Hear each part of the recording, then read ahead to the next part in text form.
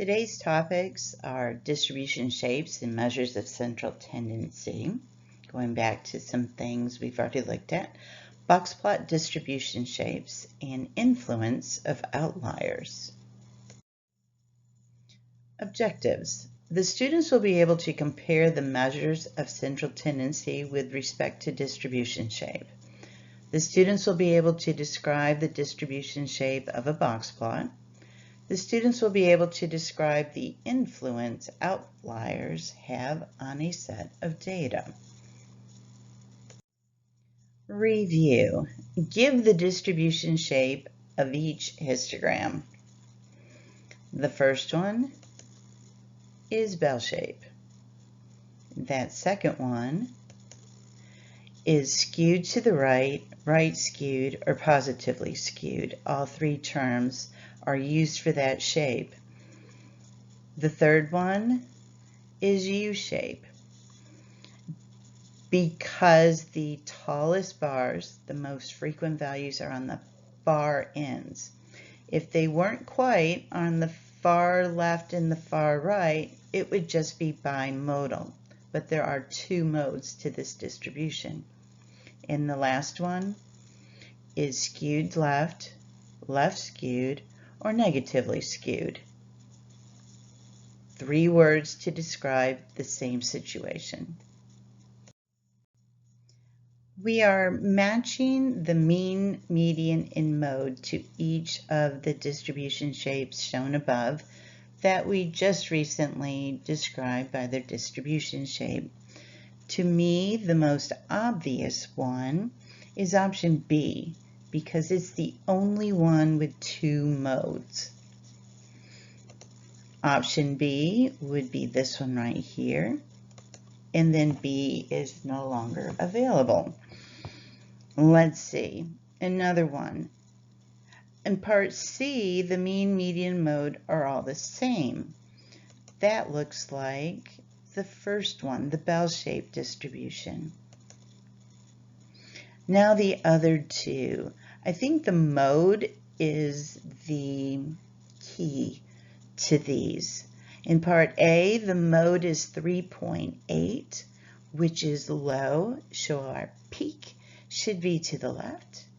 And in part D, our mode is 10, which is a larger number and should be to the right.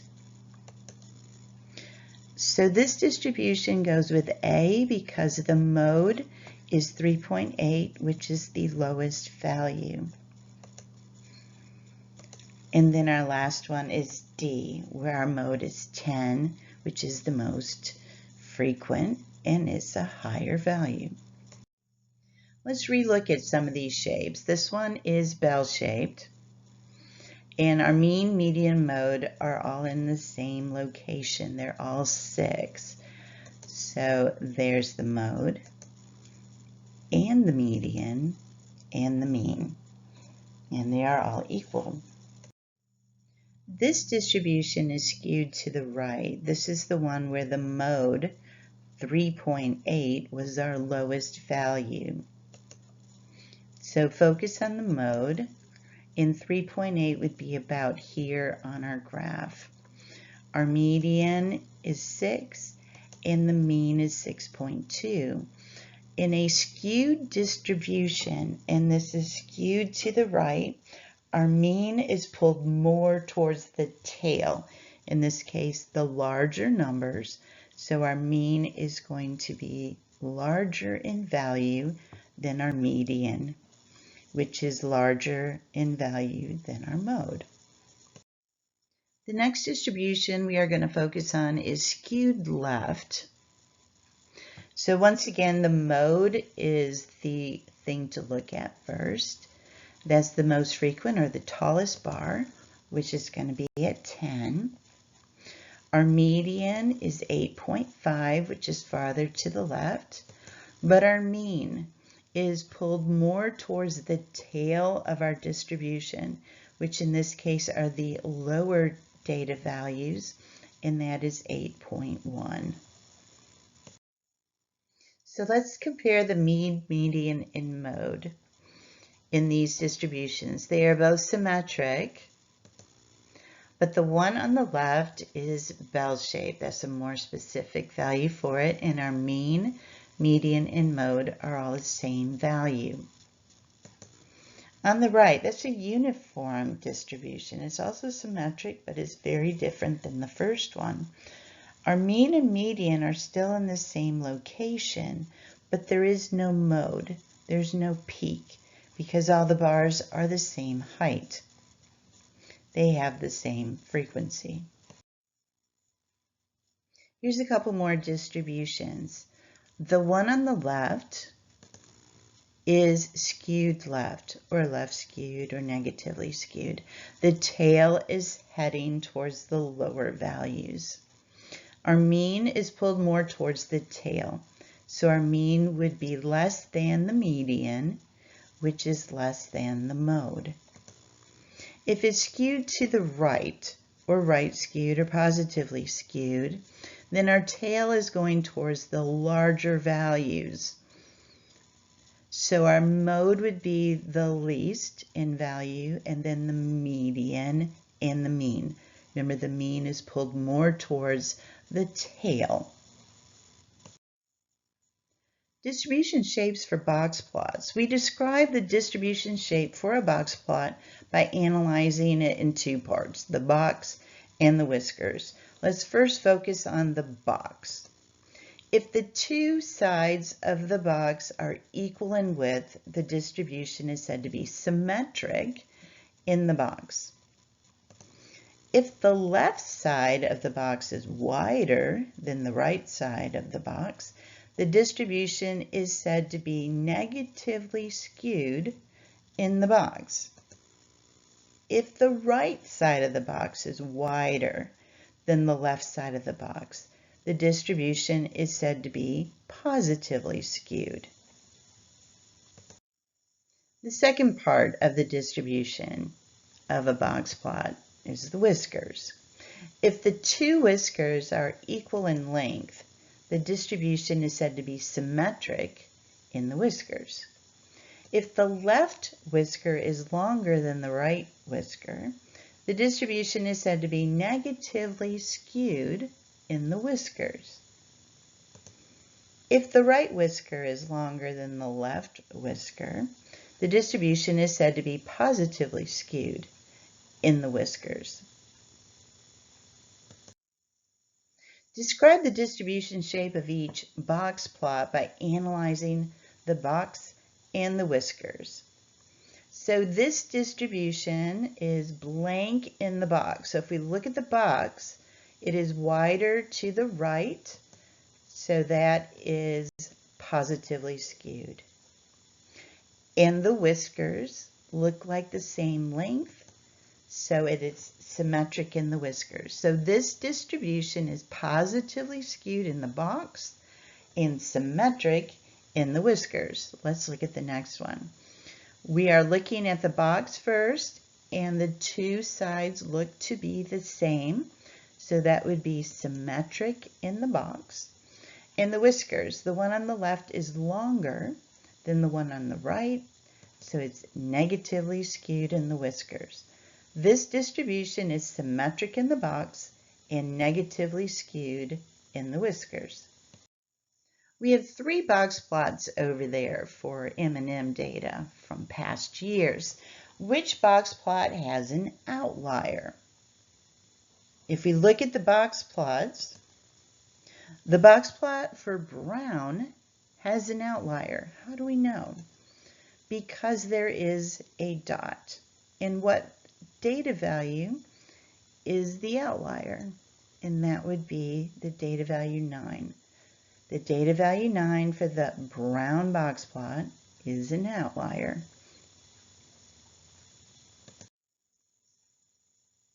The prices at several different stores for a pair of shoes are shown below.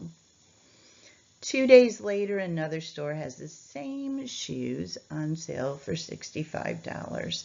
How does the new price affect the data? Here's our original data. The prices are $78, $79, $81, $82, and $83. but we are going to add in a value from that other store of $65. Our options are looking at range and median and mean. The first one says only the range is affected. Well, the range of the first set of 5 values is actually pretty narrow. But when you add in the value 65, the range is much larger.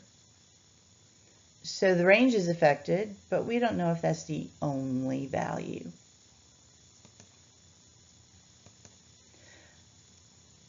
In the original data of 5 values, 81 is right in the middle, so that is our median.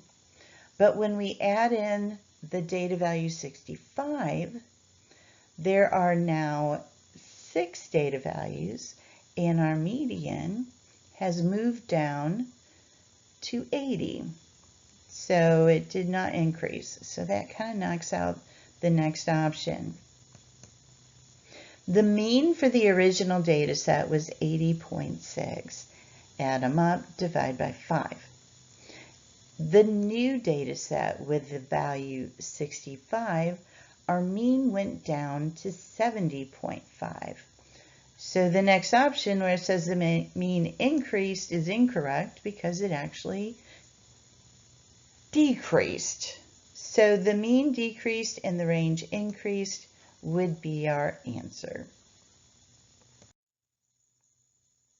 Next problem. The data set below has an outlier of 42. We are looking to see what the effect of removing the outlier has on the distribution. So here's our data in order from lowest to highest. Our original data, our mean is 13.4. The median, there's one value exactly in the middle, which is 12. So that's our median. Now if we take out that 42, here's our new data set. The mean for our new data set with the outlier removed is 11. So that went down. The median, because now there's an even number of data values, is in between 12 and 12, which of course is 12. So if we look at our options, the mean decreased. The median remained the same. Gabriella's quiz scores, her grades are shown below. There are 5 values there. And oops, she scored a 20 on her 6th quiz. That is way lower than the other ones. What effect does this score have? The low score is going to cause the mean to go down, probably quite a bit. Given the following data set, what is the mean of the data set without the outliers? So there's our outlier, 25. We're going to get rid of that. We can put all those data values in a list in our graphing calculator and find the mean that way, or we can just add them up and divide by how many data values there are. Without the outlier of 25, our mean is 9.7. Here's the assignment. There's a quizzes box plot day 2 assignment, 10-point minor grade. You have up to 3 attempts to improve your score. There's a couple very short ed puzzle videos to watch on box and whisker plots. One is with outliers and one is without liars. That is the assignment for today.